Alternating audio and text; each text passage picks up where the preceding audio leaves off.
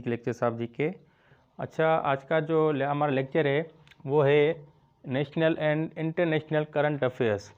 ये मार्च के first week का लेक्चर है नेशनल इंटरनेशनल करंट अफेयर्स के, जो कि सिचुएशंस अभी हुई हैं, कुछ पाकिस्तान में इवेंट्स हुए हैं, कुछ आउट ऑफ पाकिस्तान, मतलब पॉलिटिकल जियोपॉलिटिकल कोई इश्यूज़ हैं, उनके वाले से बात करेंगे। अभी सबसे पहले हम बात करेंगे on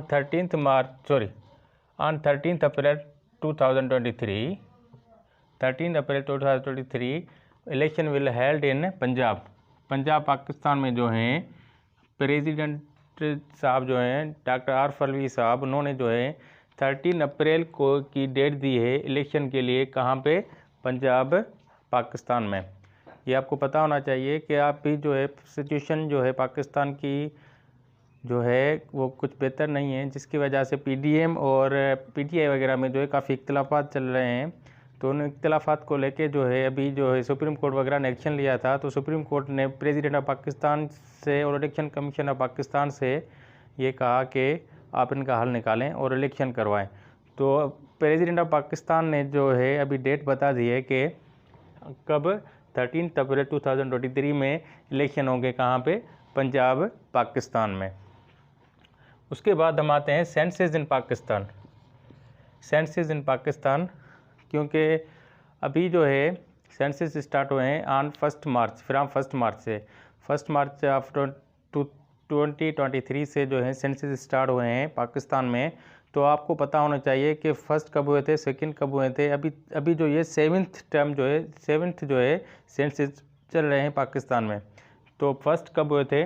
वो हुए थे इन 1951 और सेकंड जो हुए थे वो हुए थे इन 1961 में। अच्छा, इनका ये है कि गवर्नमेंट जो है हर 10 साल के बाद जो है सेंसस वगैरह करवाती है अपने कंट्री में, ताकि पता चल सके कि जब हम सेंसस करेंगे तो पता चलेगा कि कौन सा एरिया हमारा जो है आबादी के हिसाब से कम है, कौन सा ज़्यादा है। तो हम उनको वहाँ पे उस हवाले से जो हैं उनको सहूलियात जो हैं फ़राहम करेंगे या उनको सोर्सेज जो हैं फ़राहम करेंगे। तो फर्स्ट हुए थे कब? 1951 में, सेकेंड हुए थे 1961 में और थर्ड जो थे वो होने थे 1971 में। बट ये प्रॉब्लम हुई थी ईस्ट पाकिस्तान और वेस्ट पाकिस्तान के हवाले से, वो 71 में जो है अलग हो गया। तो थर्ड जो है वो 1972 में करना पड़ा। उसके बाद जो फोर्थ हुए थे वो हुए थे 1981 में हुए थे फोर्थ सेंसस इन पाकिस्तान। उसके बाद जो फिफ्थ हुए थे वो हुए थे 1998 में हुए थे। ये भी काफ़ी हालात जो हैं पाकिस्तान के इन दिनों में भी बेहतर नहीं थे, जो कि अगले होने थे 1991 में, जो कि नहीं हो सके थे किसी प्रॉब्लम्स की वजह से, पॉलिटिकल सिचुएशंस की वजह से। तो गवर्नमेंट ने उनको करवाया कब? 1998 में।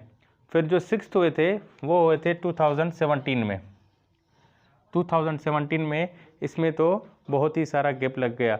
अभी जो हो रहे हैं first digital census of Pakistan, वो कब हो रहे हैं? इन 2023 में।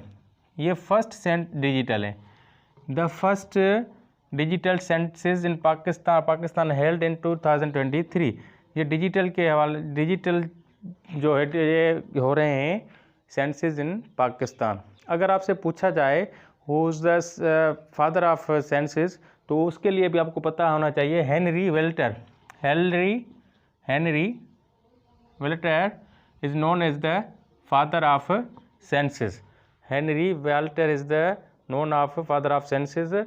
ये कब की बात है? बेबीलोन 1938 में, बीसी की बात है, 1938 की बीसी की बात है। तो उसके बाद हम आते हैं शाहिदा रज़ा।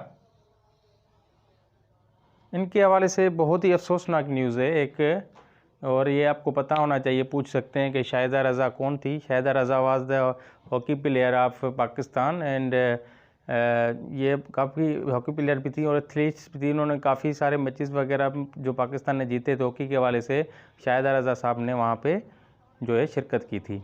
तो शाहिदा रज़ा के हवाले से ये न्यूज़ है।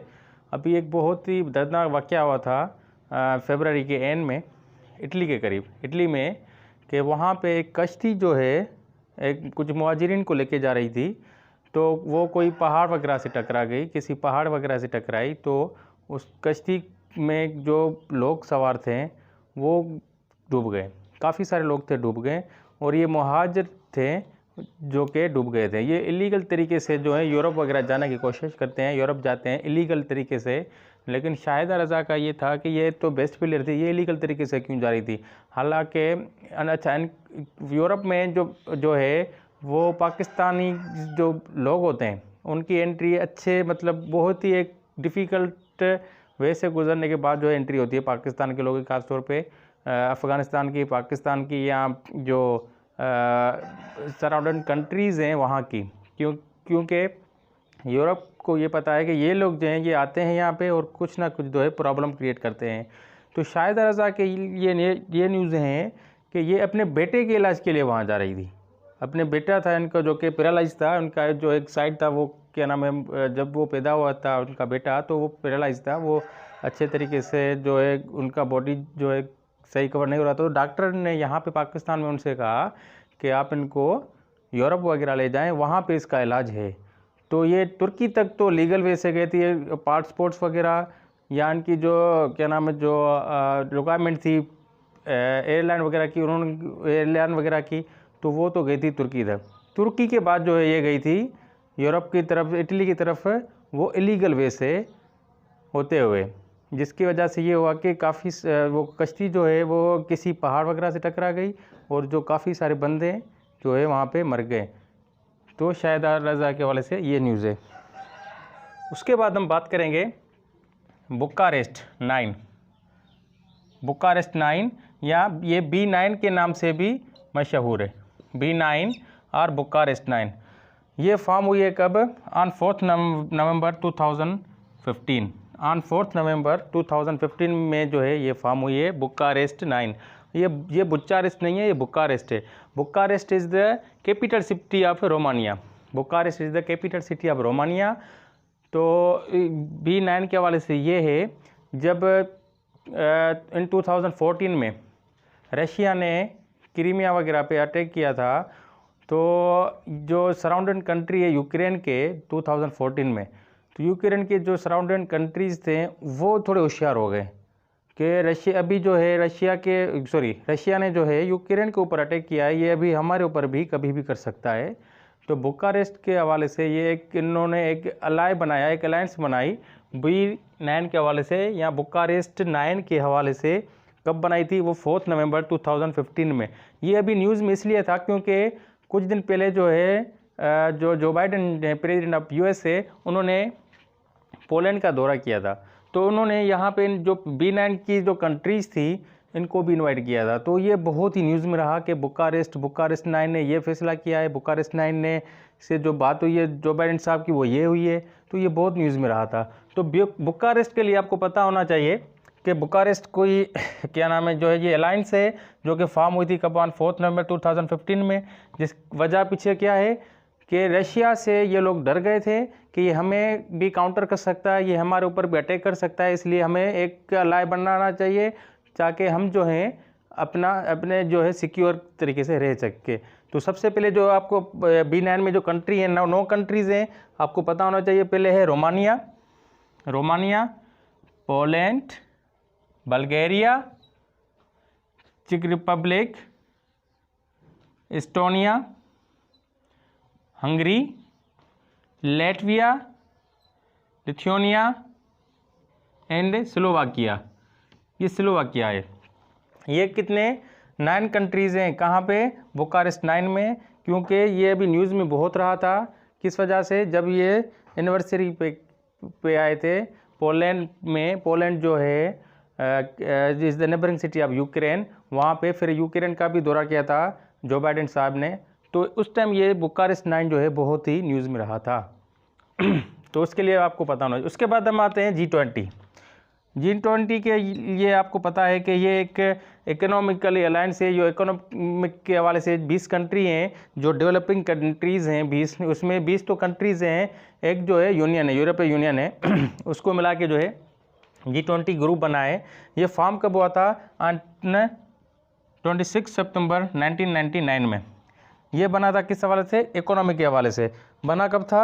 6 सितंबर 1999 में। तो इसके हवाले से ये न्यूज़ है कि अभी जो चेयरमैनशिप है ये है इंडिया के पास। अभी की जो चेयरमैनशिप है 2023 की या 24 की, वो किसके पास है? वो है इंडिया के पास।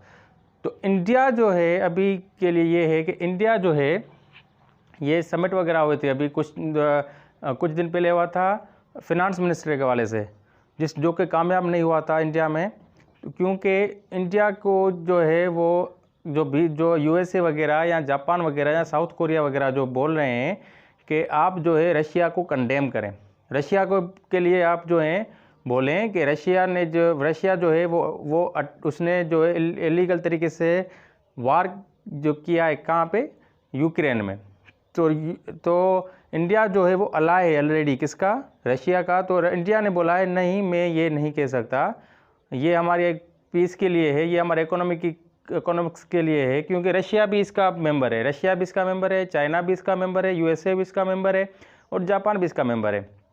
तो USA के या उनको जो फिनांस मिनिस्टर वगैरह थे तो उन्होंने इंडिया के पास चेयरमैनशिप है, तो इंडिया से बोला है कि आप जो हैं इनको कंडेम करें और आप कहें कि रशिया ने जो है वार किया है किसके ऊपर?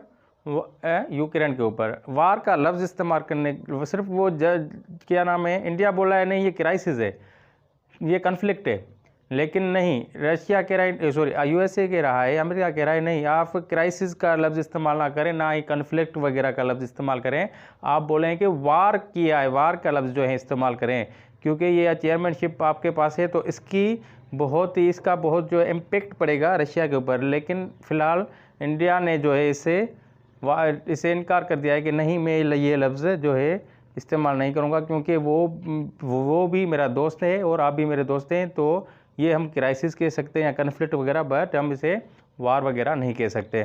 तो ये G20 की समिट हुई थी अभी कुछ दिन पहले फिनांस मिनिस्ट्री के हवाले से, जो कि कामयाब नहीं हुई।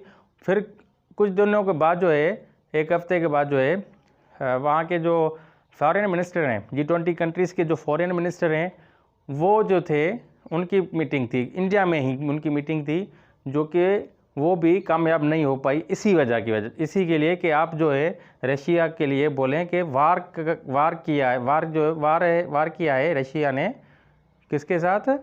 यूक्रेन के साथ। लेकिन इंडिया बोल रहा है नहीं, ये क्राइसिस है, ये कन्फ्लिक्ट है। ये इस लफ्ज़ पे बात हो रही है इन दोनों की। तो इनके समिट्स के वगैरह के हवाले से हम इंशाल्लाह मैंने जो वीडियो बनाऊंगा कभी कि ये समिट्स कब होते हैं, किस तरीके से होते हैं और इनकी डेट वगैरह जो है कब अनाउंस होती है, ये इंशाल्लाह समिट्स के भी बारे में हम बात करेंगे फिर कभी। उसके बाद आते हैं 12 points of peace plan of China. 12 points peace plan of China. China ने अभी जो है 12 पॉइंट्स दिए हैं कुछ दिन पहले किस हवाले से? रशिया और यूक्रेन का कन्फ्लिक्ट ख़त्म करने के लिए कि ये 12 पॉइंट है, आप इन पे अमल करें और जंग को जो है ख़त्म करें। यहाँ पे रशिया ने और यूक्रेन ने तो काफ़ी हामी भरी है, ठीक है, हम आपके जो ये 12 पॉइंट्स हैं हम इन पे अमल करते हैं, लेकिन बीच में टांग अड़ा रहा है कौन? USA, NATO. तो उनका कहना है कि नहीं, ये जो है नहीं हो सकता, क्योंकि ये जो 12 पॉइंट्स हैं ये चाइना ने दिए हैं, इस पर हम अमल नहीं करेंगे।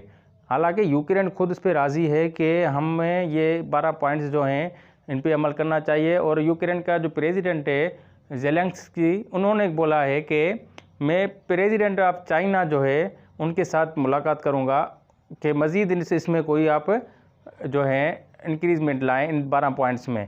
तो वो दोनों कंट्रीज़ हैं वो जो कि राज़ी हैं। आपने एक सुना होगा कि मियाँ बीवी राज़ी तो क्या करेगा काजी। तो अभी जो काजी साहब है बीच में USA वगैरह अमेरिका वगैरह वो टांग अड़ा रहा है कि नहीं, आपको जो है राज़ी नहीं होना और आपको जंग जारी रखनी है, क्योंकि इसमें जो फ़ायदा तो अमेरिका को पहुंच रहा है, फाइनेंशियली हो या इकोनॉमिकली, या क्या नाम है वेपन के हवाले से, वो वेपन दे रहा है, काफ़ी प्रोवाइड कर रहा है यूक्रेन को। लेकिन ये रशिया का तो, रशिया जो है वो तो अपने वेपन यूज़ कर रहा है, अपनी इकोनॉमी यूज़ कर रहा है, बाकी को सपोर्ट नहीं, बाकी लोग जो है उसको जो है मतलब फ्रंट पे सपोर्ट नहीं कर रहे हैं, फ्रंट पे सपोर्ट नहीं कर रहे। अंदरूनी तो कोई हो सकता है सपोर्ट भी होती हो, लेकिन फ्रंट पे इसको कोई सपोर्ट नहीं कर रहा एक प्लेटफॉर्म पे। यूक्रेन को तो बहुत ही लोग हैं जो सपोर्ट कर रहे हैं, नेटो वगैरह के जो कंट्रीज़ है वो भी सपोर्ट कर रहे हैं, और अमेरिका ख़ास तौर पे तो बहुत ही सपोर्ट कर रहा है वेपन के हवाले से भी और फिनंशियली इकोनॉमिक के हवाले से भी। तो ये 12 पॉइंट देने के बाद जो चाइना ने जब ये 12 पॉइंट दिए तो अमेरिका ने इतराज़ उठाया है और नेटो ने, बट यूक्रेन ने इस पर कुछ नहीं बोला है। आपको ये पता होना चाहिए। तो आपको ये पता होना चाहिए कि 12 पॉइंट्स किसने दिए थे, तो पीस प्लान ऑफ चाइना, ये चाइना ने दिए थे, 12 पॉइंट दिए हैं। उसके बाद तेहरान, जो कि कैपिटल सिटी है कहाँ का, ईरान का कैपिटल सिटी है तेहरान, और इब्राहिम रईसी साहब जो हैं वहाँ के प्रेसिडेंट हैं। इनके हवाले से ये न्यूज़ है कि वहाँ पे जो है जो स्कूल्स हैं, ख़ासतौर पे जो गर्ल्स स्कूल्स हैं या कॉलेजेस हैं, वहाँ पे लड़कियों को जो है पॉइज़न दिया जा रहा है। भाई कैसे दिया जा रहा है पॉइज़न, तो जो वाटर टैंक है जहाँ से वो लोग जो है बच्चे जो हैं गर्ल्स जो हैं पानी वगैरह पीते हैं, वहाँ पे उसमें जो है पॉइज़न वगैरह मिलाया हुआ है किसी ने। तो बच्चियाँ जो हैं, जो गर्ल्स वगैरह जो हैं वो काफ़ी या तो मर रही हैं या तो उनको जो है उल्टी वगैरह हो रही है। तो पता चला जब टेस्ट हुआ तो भाई ये तो उनको पॉइज़न वगैरह दिया जा रहा है।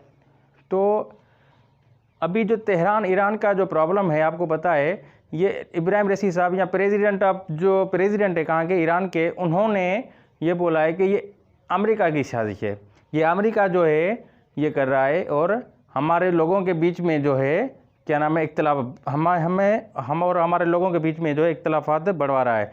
लेकिन ये जो साजिश है ये अमेरिका की है, जो कि पॉइज़न, स्लो पॉइज़न वगैरह जिसे हम बोलते हैं वो दे रहे हैं किसको, इन गर्ल्स स्कूल में। क्योंकि गर्ल्स जो या जो नौजवान लोग हैं, जो लड़के हैं, स्टूडेंट्स वगैरह हैं, वो वहाँ से पढ़ के लिखते निकलते हैं तो वो प्रोटेस्ट करते हैं किसके खिलाफ, गवर्नमेंट के ख़िलाफ़। तो इनके हवाले से ये था, इब्राहिम रईसी साहब के हवाले से, कि ये तेहरान का प्रॉब्लम न है तो तेहरान उसे खुद ही सॉल्व करेगा। अमेरिका ने इसमें टांग अड़ाई है। अमेरिका, ये जो स्लो पॉइजनिंग वगैरह जो है ये अमेरिका कर रहा है, ये हम में से कोई भी बंदा नहीं है, ये अमेरिका की और वेस्ट की चाल है। उसके बाद हम आते हैं अबूजा, जो कि कैपिटल सिटी है कहाँ का, Nigeria. Abuja is the capital city of Nigeria.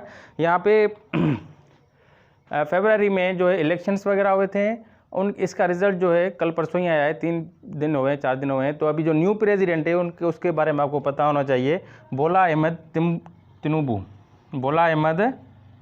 तिनुबू जो हैं वहाँ के न्यू प्रेसिडेंट हैं। और आपको पता होना चाहिए Abuja is the capital city of Nigeria, जो कि पॉपुलस कंट्री भी है कहाँ का, अफ्रीका का जो पॉपुलस कंट्री है वो कौन सा है, नाइजीरिया। सबसे ज़्यादा अगर पॉपुलेशन आपसे कोई पूछे तो अफ्रीका में सबसे ज़्यादा जो पॉपुलेशन है वो कौन से कंट्री में है, तो आपको पता होना चाहिए वो नाइजीरिया में है। और नाइजीरिया का अभी जो न्यू प्रेसिडेंट है वो कौन है, बोला अहमद तिनुबू जो हैं अभी न्यू प्रेसिडेंट है वहाँ के। और जो अबूजा है वहाँ का जो है वो कैपिटल सिटी है। तो उम्मीद है कि आज का जो लेक्चर है नेशनल इंटरनेशनल करंट